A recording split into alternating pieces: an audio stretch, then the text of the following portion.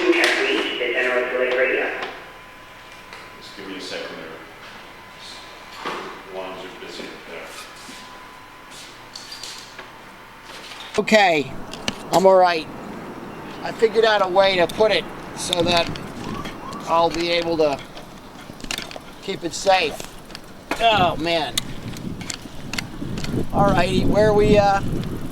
We're going across that footbridge. Okay.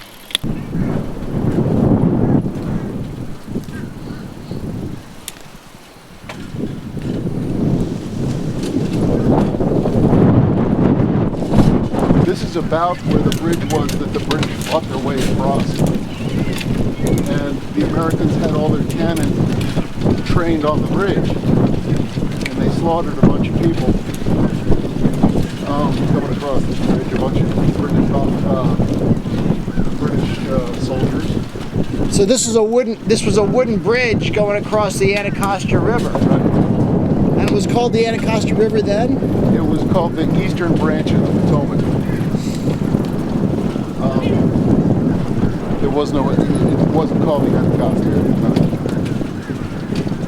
And if you look to the right, if you want to stop here a second. Sure. If you look to the right, all the American cannon were focused, with grape shot and whatnot, right on this bridge. And so there was great bloodshed right here. And the Americans stopped them at first, but some of the British officers led their men across a ford in the river, which is about where that bridge is, and they walked across the river there and came up around the side of the Americans and attacked from there, and that was what caused the initial collapse. That and a whole lot of disorganization on the American side. And this was when? This was, I believe, August 24th, 1814. And that was the... This was the attack. This was the American forces had finally located the British and were going to confront them and stop them on their determined march towards Washington. So the British were here. Right, they were coming across the bridge from behind us. Oh, I see. There. Okay, the British were marching from... From Bladensburg, from the port area, across this bridge. I guess... And the Americans were... So the British were... So now I'm going to try to get a sense here. Oh, here comes... oh, boy. Excuse us. The British landed where? The British landed actually 8 or 10 miles from here, I think, at a place called Pig Point. I could pull that out. I'm actually not an expert on that part. The British landed from England. Well, they had already been stateside. Right. Well, weren't even they were living. All of the troops were aboard ships in the Chesapeake Bay, off of Point Lookout and off of the Patuxent and the Potomac. Kind of in there, they had something like 40 ships, some of them great battleships and troop transports. That's where they were coming from. They had sailed, I guess, from England and possibly, and from France, mostly from France, now that I think of it, they had, because they were Wellington's men. These were battle-hardened people. From the Revolutionary War? From this is the Napoleonic Wars. They had just beaten Napoleon. Before the Battle of Waterloo, they had beaten him and they had sent him to the one island from which he escaped, and then he came back again a little bit later. Elba? No. He was at St. Helena. Okay. Anyway, right back here, though. I'm sorry. Wow, this is really neat. I guess we should go. We could talk more over on the other. Yes. But the bridge here. This is it was a wooden bridge. Did the wooden bridge survive? No. So the wooden bridge was long gone. Yeah. The Treaty of the Revolutionary War was signed in 1783. The French Revolution led to the rise of Napoleon, which was 1793, and somewhere in there the British took him on and fought. They fought until 1802. There was a one-year layoff, and in 1803 hostilities flared up again, and this is now 1814. They had finally beaten him and sent him off to St. Helena. And so a couple of thousand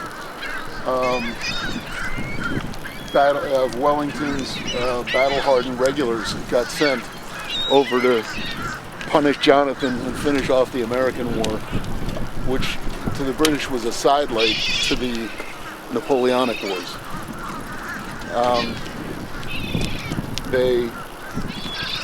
They came across the Atlantic. I think they might have gone to the islands, the West Indies first, and then came up to the Chesapeake Bay. And they chased. There was a flotilla led by Joshua Barney, a great naval hero, who had 30 barges with which he attacked the British and harassed them, trying to hold them at bay. They chased him as far as they could go, and then they landed and came up to Upper Marlborough, and then came to Bladensburg and pointed themselves directly towards Washington, where the 4,500 British or so were met by maybe 4,000 to 5,000 American troops, mostly militia troops, some from Virginia, many from Baltimore and Washington.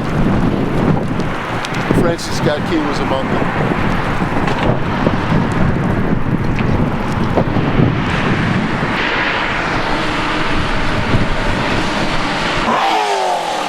That's where there were three actions that day on this battlefield.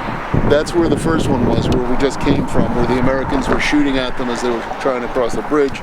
They forded the bridge and came at the Americans from the side. And then there was a second action, I guess right up the street there, where the Americans unfortunately quickly collapsed. And then there was a third action where the guy Joshua Barney that I was just talking about led his men. Once their barges were trapped by the British, they grabbed their cannon and dragged them across the land and dragged them up, I guess about half a mile up that way towards a place called Tunnicliff's Bridge, where once again there was a bridge and a steep drop-off where the British came across the bridge, and Barney's men not only shot at them, and these were not militia guys that were clerks and farmhands. These were battle-hardened guys who had been harassing the British for a month or two, and they could shoot. And so they did hold the British up, and when they ran out of ammunition, they actually had a couple of bayonet charges, and it was particularly brutal. And it wasn't until Barney was wounded very seriously and lost a lot of blood that, and everybody, all the militia, the DC and Virginia militia under orders had been told to retreat. All of the militia and everybody at their sides retreated, and it was just the flotilla men with Barney and a contingent of Marines. Barney ordered them to retreat as well, which they refused to do at first. And then he ordered them again just before he had bled white at that point. Finally, a couple of guys volunteered to stand there with him, and everybody else took off. This is after they were out of ammunition and had done everything they could to hold up the British. How long was this going on for, you think? This was probably the entire action that I'm talking about. It's probably 3 to 4 hours, I think.